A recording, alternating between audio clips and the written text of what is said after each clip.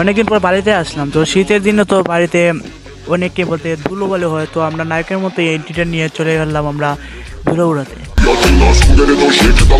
রাস্তা তখন ধুলো উড়ছিলাম, তখন গ্রামে কিছু লোক আমাদেরকে অনেক বকাঝকা করেছে, এত ধুলা ছাত্রীদের মতো উড়াস কিনে।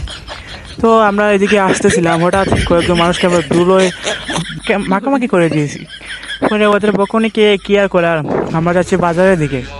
তো বাজারের দিকে যাই, যে সময় দিকে একটা কাকু ওমা কেটে কাজ দিয়ে যায়, তো আমরা বাদ দিলাম ওনাকে বাদ দিলাম।